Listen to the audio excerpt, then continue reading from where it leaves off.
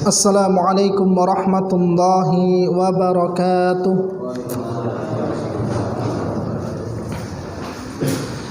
Alhamdulillahilladzi hadana lihada wa ma kunna linahtadiya laula an hadanallah wa asyhadu an la ilaha illallah wahdahu la syarika lah wa asyhadu anna Muhammadan abduhu wa rasuluh.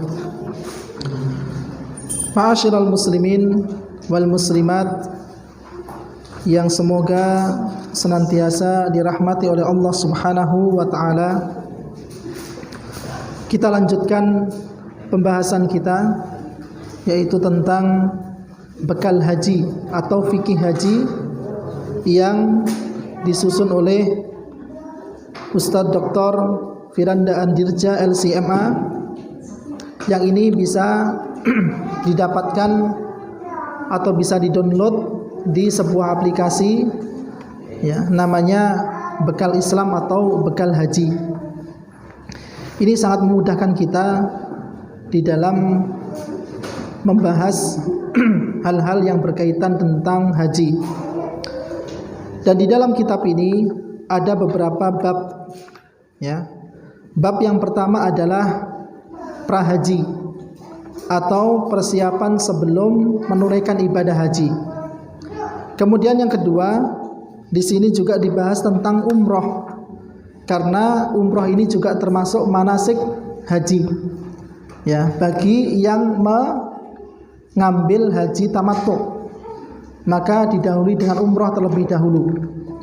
Maka pembahasan umroh juga kita bahas, atau dalam kitab ini juga dijelaskan. Kemudian setelah umroh, maka bab yang ketiga adalah bab inti, yaitu bab haji beserta tata caranya.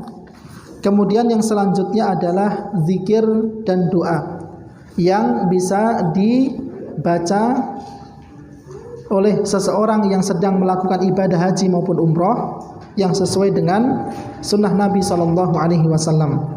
Adapun bab-bab yang lainnya ini berupa tanya jawab atau mungkin perkara-perkara yang sering dialami oleh setiap orang yang melakukan ibadah haji. Baik, kita masuk pada bab yang pertama, yaitu berkaitan tentang persiapan sebelum haji. Ya, sebelum seseorang melakukan ibadah yang mulia ini, bahkan ini menjadi penyempurna rukun Islam seseorang, maka dia pun juga harus mempersiapkan, ya, mempersiapkan dirinya untuk mendapatkan pahala yang maksimal dari sisi Allah Subhanahu wa taala.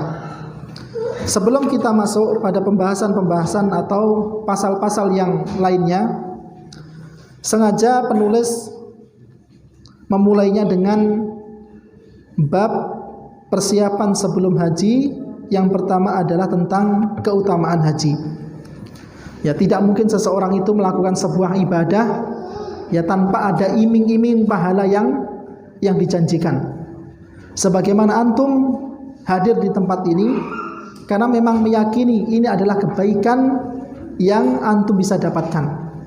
Di antara kebaikan yang Allah Subhanahu wa taala inginkan pada diri antum semuanya. Ya, termasuk ibadah haji, ibadah yang agung, bahkan ini menjadi rukun. Ya, menjadi rukun Islam. Ya. Maka di sana ada beberapa dalil baik dari Al-Qur'an maupun As-Sunnah yang menjelaskan tentang keutamaan ibadah haji. Yang pertama, yang perlu kita pahami bahwa haji ini merupakan rukun Islam. Ya, haji ini merupakan rukun Islam yang kelima. Namanya rukun apabila tidak terdapat dalam sebuah ibadah, maka ibadah itu tidak sah. Ketika seseorang mengaku dia adalah seorang muslim, ya anak-anak tetap dikondisikan, jangan rame. Ayo jangan rame. Ya. Baik, kita ulangi. Ketika seseorang mengaku dia adalah seorang muslim atau seorang muslimah, ya, kemudian dia tidak memahami rukun Islam yang 5 ini, maka ini dikhawatirkan keislamannya itu goyang, ya goncang, tidak sempurna. Ya sebagaimana kita harus mengetahui fikih salat, kita pun juga dituntut untuk mengetahui tentang fikih haji. Ya, siapa tahu suatu saat nanti Allah berikan kemudahan untuk menunaikan ibadah yang agung ini. Maka yang perlu kita pahami bahwa haji adalah rukun Islam yang kelima. Ya, haji adalah rukun Islam yang kelima. Dan ibadah haji ini adalah sebuah kewajiban yang Allah Subhanahu wa taala tetapkan pada diri seorang hamba, meskipun ada syaratnya. Ya. Jadi di antara kewajiban yang Allah bebankan kepada kita adalah ibadah haji. Ya, ini sebagaimana firman Allah di dalam surat Ali Imran ayat yang ke-97. Allah mengatakan walillahi 'alan nasi hajjul baiti man istata'a ilaihi sabila. Kata Allah, melaksanakan atau menunaikan ibadah haji adalah kewajiban manusia terhadap Allah, wajib bagi kita. Ya, ini sesuatu atau sebuah ibadah yang juga diwajibkan untuk kita tunaikan, yaitu bagi orang yang sanggup mengadakan perjalanan ke Baitullah. Ya, Allah memberikan ya syarat bahwa yang diwajibkan untuk melakukan ibadah haji bagi orang yang mampu saja, mampu untuk mengadakan perjalanan ke Ka'bah, ke Baitullah. Ya. Kemudian di antara dalil yang lainnya bahwa ibadah haji ini merupakan pilar. Ya, ketika Rasulullah mengatakan bahwa Islam ini dibangun di atas 5 pilar. Apa yang dimaksud dengan pilar adalah pondasi penguat. Ya, jadi ketika kita ingin beramal saleh, ketika kita ingin membangun sebuah bangunan, maka 5 pilar ini dipastikan harus kokoh terlebih dahulu. Ketika 5 pilar ini kokoh, 5 pondasi ini kokoh, maka bangunan keislaman yang di atasnya juga ikut kokoh. Semakin baik bangunan keislamannya, maka semakin baik juga keimanan seseorang. Ya, ketika imannya juga baik, maka ya dia akan mendapatkan derajat surga yang baik. Ya, surga itu bertingkat-tingkat sebagaimana neraka berlapis-lapis. Ya, dan di antara ya hal yang bisa dilakukan seorang muslim untuk mendapatkan derajat surga yang mulia, derajat surga yang baik adalah dengan menjaga keimanannya. Dan salah satu usaha seseorang untuk menjaga keimanannya adalah menyempurnakan 5 pondasi ini, 5 rukun ini. Ya. Jadi yang pertama adalah memang itu sebuah kewajiban yang Allah tetapkan. Kemudian yang kedua, dia adalah merupakan pondasi atau tiang penguat. Ya, untuk dibangun di atasnya bangunan-bangunan Islam atau amal-amal soleh yang dikerjakan seorang muslim. Jadi yang perlu kita sadari bahwa haji adalah rukun Islam yang kelima. Ya. Kemudian yang selanjutnya atau keutamaan haji yang selanjutnya, balasan haji adalah surga. Kalau antum mau tahu, ya balasan atau ganjaran orang yang bersusah payah untuk berangkat haji itu surga. Ya. Dia harus mempersiapkan perbekalannya, mempersiapkan fisiknya, ya, bahkan menjaga kondisi tubuhnya. Ya, kalau seandainya dia tidak lolos, misalnya ketika check up, ya dia nggak bisa berangkat. Ya, kalau seandainya dia punya penyakit dalam, ya, maka dia juga nggak bisa berangkat. Karena di Arab Saudi atau Saudi Arabia, di kota Mekah sana, itu adalah sebuah negara yang ekstrim. Ya, yang mana ketika musim haji itu, ya biasanya panas itu derajat panasnya itu bisa sampai 50-an. Ya, biasanya puncaknya itu di musim haji. Ya, jadi seseorang ketika melakukan ibadah haji itu tidak hanya mempersiapkan uangnya saja, tidak. Ya, jadi fisiknya juga dipersiapkan. Ya, perbekalannya juga dipersiapkan. Tanpa terkecuali ilmunya pun juga harus dipersiapkan. Semuanya harus dipersiapkan. Ya, karena Allah Subhanahu wa taala menjanjikan bagi orang yang mendapatkan haji yang mabrur, haji yang diterima adalah surga Allah Subhanahu wa taala. Allah itu punya barang dagangan. Ya, ala wa inna sil'atallahi ghaliyah, ala inna sil'atallahi hiyal jannah. Sesungguhnya Allah itu memiliki barang dagangan, dan barang dagangan Allah Subhanahu wa taala itu sangatlah mahal. Dan ketahuilah barang dagangan tersebut adalah surganya. Dan salah satu cara untuk mendapatkan surganya adalah dengan menunaikan ibadah haji. Ini sebagaimana yang disabdakan oleh Nabi di dalam hadis yang diriwayatkan oleh Imam Al-Bukhari dan Imam Muslim, al-umratu ilal umrati kaffaratun lima bainahuma wal hajjul mabruru laisa lahu jazaa'un illal jannah. Umrah yang satu ke umrah yang lainnya itu sebagai penghapus dosa di antara keduanya. Wal hajjul mabrur, adapun haji yang diterima tidak ada balasan kecuali surga. Ketika Rasulullah SAW menyebutkan tentang balasan orang yang melaksanakan ibadah umroh yang satu ke umroh yang lainnya, umroh tahun ini ke tahun yang berikutnya, balasannya adalah dihapuskan kesalahan. Ya, di antara keduanya. Ya, adapun balasan untuk orang yang mendapatkan haji yang mabrur adalah surga Allah Subhanahu wa taala. Ya, jadi Rasulullah membedakan dalam hadis ini antara balasan umroh dan balasan haji. Ya. Kalau umroh dihapuskan dosa-dosanya, ya kita pun juga perlu. Ya, siapa yang tidak perlu? Siapa yang nggak mau dihapuskan dosa-dosanya? Akan tetapi untuk haji yang mabrur langsung surga Allah. Ya, tujuan kita dihapuskan dosanya itu untuk meraih surga. Ya, adapun haji yang diterima langsung diberikan balasan yang setimpal, yaitu surga Allah Subhanahu wa taala. Ini keutamaan yang kedua, bahwa balasan haji adalah surga. Kemudian yang ketiga, atau keutamaan yang ketiga adalah haji menghilangkan dosa dan kemiskinan.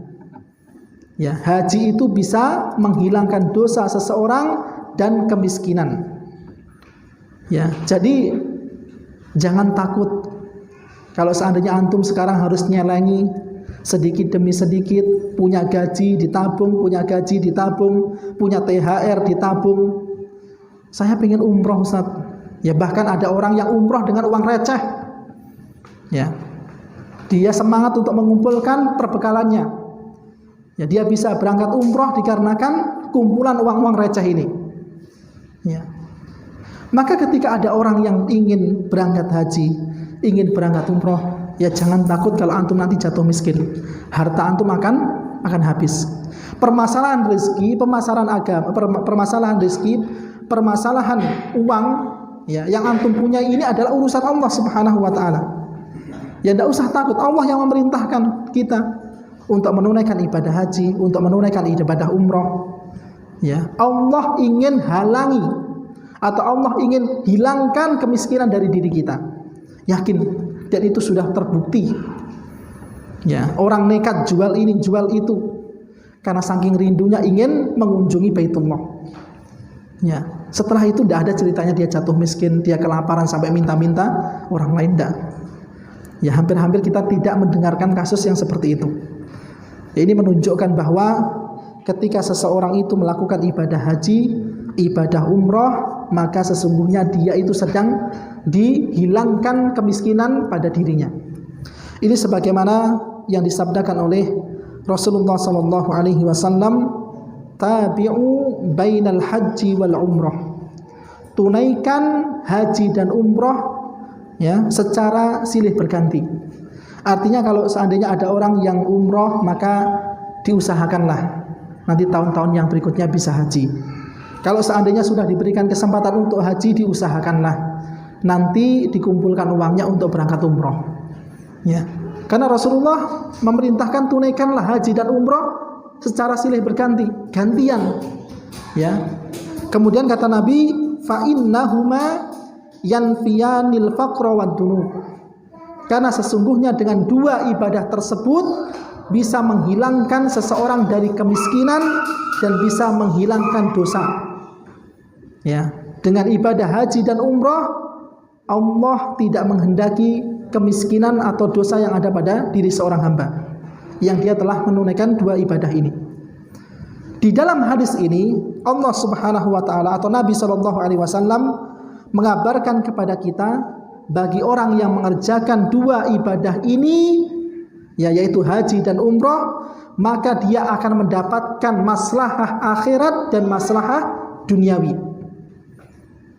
Ya, maslahah duniawinya apa? Yaitu dia dihindarkan dari kemiskinan, tidak menjadi orang yang fakir. Ya, maslahah akhiratnya dia dihapuskan dosa-dosanya. Ya, terkumpul dua maslahah. Ya, maka kalau seandainya ada orang yang tidak mau jatuh miskin, ya, maka jangan takut untuk berangkat atau menunaikan dua ibadah ini. Sebagaimana antum yakin, ya, kalau antum ingin diberikan rezeki yang lebih oleh Allah Subhanahu wa taala dengan cara apa? Menikah. Ya, dulu menikah tidak punya apa-apa, tidak punya pekerjaan, ya bahkan mahar pun hutang misalnya, ya, atau dibayar tunda. Tetapi setelah menikah, masya Allah, Allah berikan kekayaan kepada antum. Allah berikan kecukupan kepada antum. Yang dulu nggak punya pekerjaan, alhamdulillah, ya sekarang punya pekerjaan. Yang dulu khawatir kalau seandainya dia nanti punya anak 1, 2, dan 3, ya ini harus nambah penghasilan, ini harus nambah pemasukan. Ya, ketika dikaruniai anak 1, ya ada saja, ya jalan rezeki itu kita dapatkan. Ada saja peluang untuk menambahi pemasukan kita. Ya, maka diantaranya itu bisa dihasilkan dengan seseorang menunaikan ibadah haji dan umroh. Baik. Kemudian yang selanjutnya, keutamaan yang selanjutnya, haji merupakan jihad bagi kaum wanita. Ya, haji ini merupakan jihadnya kaum wanita. Ya, kalau seandainya laki-laki kita tidak mengingkari bahwa ya nanti di akhir zaman ya akan terjadi pertempuran antara kaum muslimin dan orang-orang Yahudi. Ini dikabarkan oleh Nabi dalam sebuah hadisnya. Ya, kita tidak mengingkari akan adanya syariat jihad, akan tetapi tata caranya diatur. Ya, dawabitnya itu diatur. Tidak serta-merta kita berjihad, tidak ngebom sana, tidak ngebom sini, tidak. Jihad itu tidak seperti itu. Bahkan menuntut ilmu seperti ini adalah jihad. Antum memaksakan diri untuk hadir di majelis ilmu ini adalah jihad. Bersabar mendengarkan penjelasan dari gurunya, itu jihad. Ya, jihad itu tidak harus perang. Ya, dan kita pun juga tidak mengingkari akan adanya jihad dengan senjata, tidak mengingkari. Ya, akan tetapi jihad pun juga dibahas secara rinci dalam syariat agama kita ini. Bahkan nanti ketika di akhir zaman akan terjadi pertempuran antara orang-orang Yahudi dengan kaum muslimin, dan di dalam pertempuran tersebut akan dimenangkan oleh kaum muslimin. Bahkan bebatuan, pepohonan yang sekarang tidak berbicara, mereka nanti akan berbicara. Ketika ada orang Yahudi bersembunyi di balik batu, ketika ada orang Yahudi bersembunyi di balik pohon, maka batu ini, pohon ini akan berbicara. Wahai muslim, sesungguhnya di balikku ada orang Yahudi, maka bunuh. Ya, kecuali satu pohon yang dia tidak berbicara, yaitu pohon Ghurqad. Ya, pohon Ghurqad ini adalah pohon yang nanti ketika terjadi pertempuran antara kaum muslimin dengan Yahudi di akhir zaman, maka pohon ini tidak akan berbicara. Makanya orang-orang Yahudi ramai menanam pohon yang satu ini. Ya, artinya mereka itu tahu kebenaran.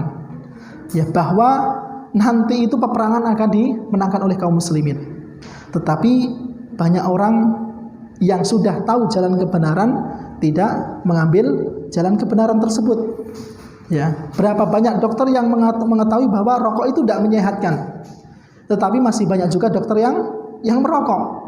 Artinya dia tahu jalan kebenaran, tetapi karena kesombongannya, keangkuhannya tidak mengantarkan pada jalan keselamatan. Ya waliyadzubillah.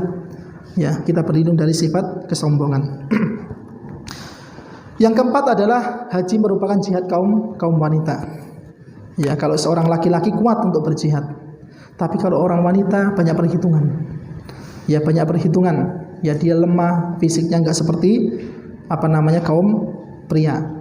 Akan tetapi ada kesempatan untuk menggantikan pahala jihad, yaitu dengan apa? Dengan haji yang mabrur. Maka ini pun juga ditanyakan oleh Bunda Aisyah radhiyallahu taala anha kepada Nabi. Bunda Aisyah mengatakan, "Ya Rasulullah, 'alan nisa'i jihad." Wahai Rasulullah, apakah wanita itu ada kewajiban untuk mengikuti jihad? Yang mana kami itu menilai jihad ini adalah afdalul a'mal, amalan yang paling utama. Maka mereka saking semangatnya, ya para wanita menanyakan tentang ibadah yang satu ini, apakah ada kewajiban wanita itu untuk berjihad? Maka kata Nabi, "Na'am." Ya, oh ternyata ada. Ya, tetapi Nabi mengatakan, "Alaihinna jihadun la qitala fi." Akan tetapi jihadnya kaum wanita itu tidak ada perperangan di dalamnya. Ya, tidak ada main pedang di dalamnya. Tetapi jihadnya adalah al-hajju wal umrah. Haji dan umrah. Ya, berat bagi kaum wanita itu. Apalagi kalau seandainya berangkat hajinya berbarengan dengan suaminya. Suaminya harus melakukan manasik, begitu juga dia harus mendampingi istrinya. Ini berat. Makanya dulu ya banyak di antara mahasiswa yang ada di Universitas Islam Madinah yaitu mengambil keringanan-keringanan. Ya memang ada keringanan yang diberikan ya seseorang ketika dia mendampingi orang yang sakit dan mendampingi istrinya ketika menunaikan ibadah haji. Ya banyak keringanan-keringanan. Ya karena membawa perempuan itu, membawa istri itu juga beban. Ya, kerjaan lagi.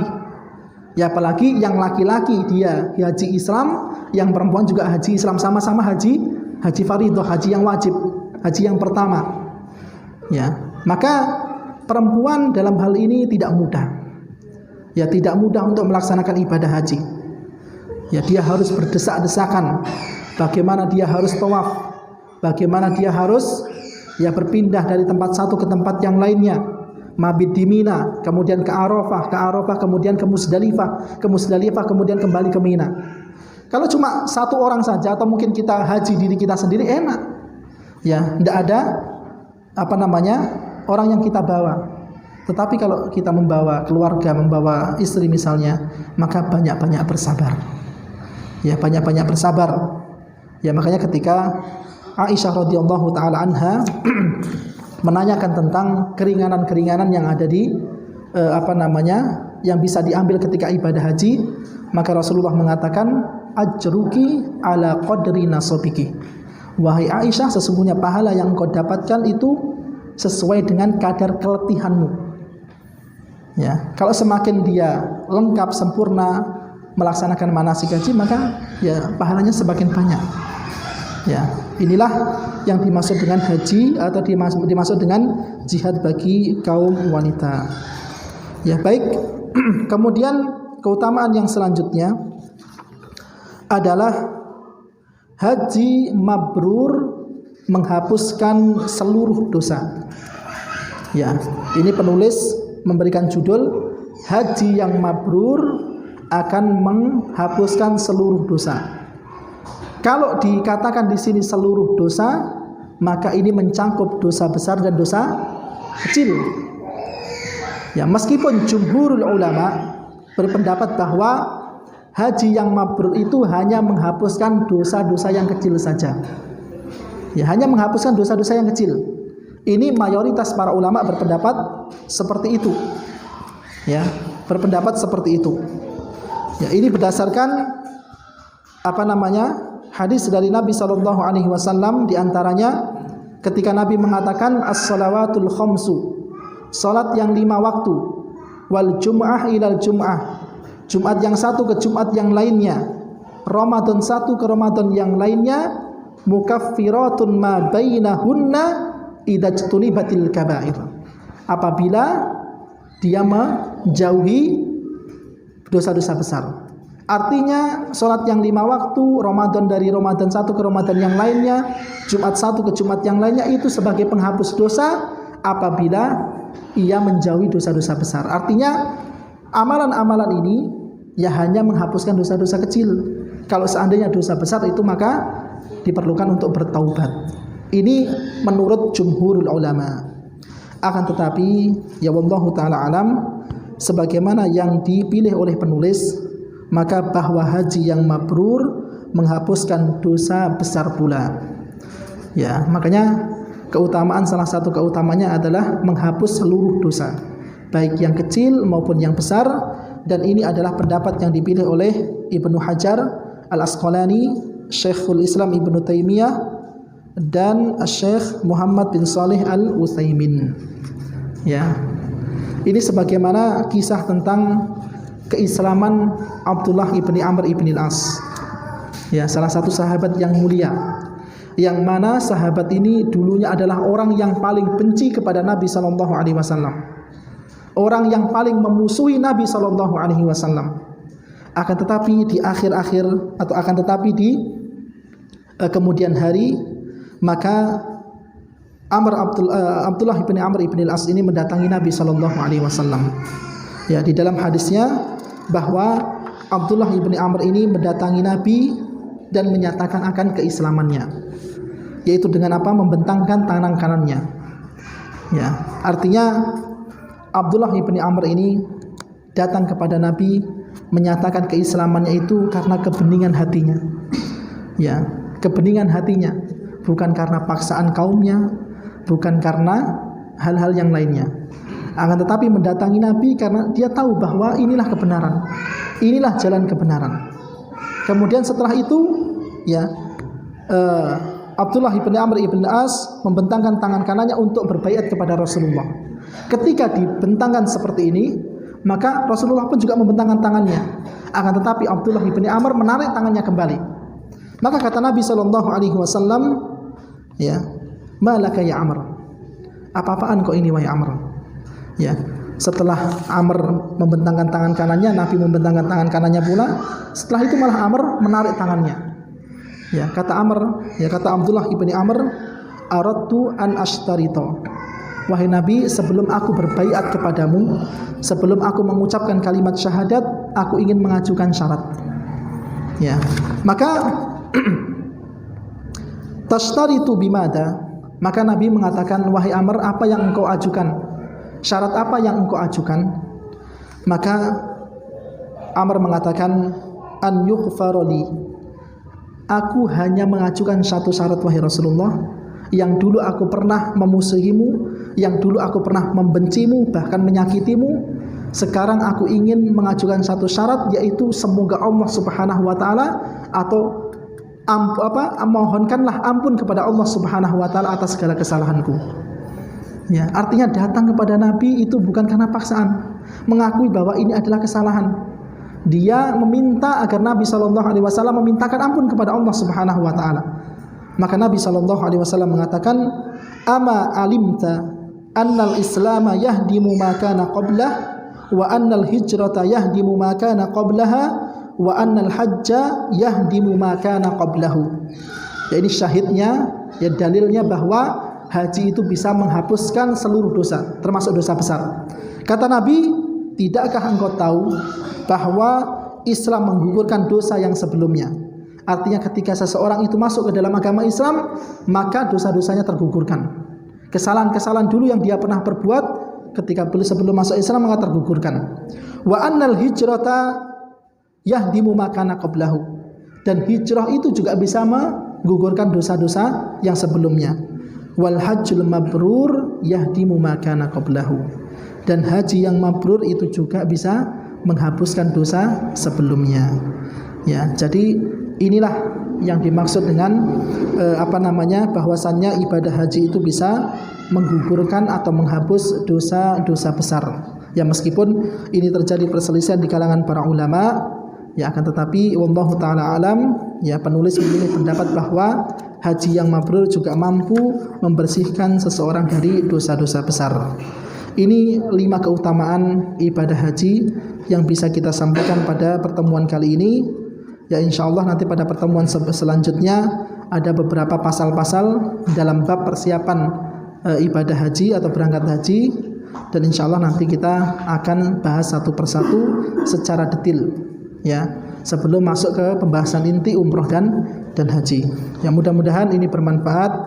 Ya, mudah-mudahan kita diberikan kesabaran, ya, diberikan kesabaran untuk menunaikan kewajiban kita, yaitu menuntut ilmu dan mempelajari salah satu ibadah yang telah Allah wajibkan kepada kita semuanya, yaitu ibadah haji. Ya wallahu taala alam.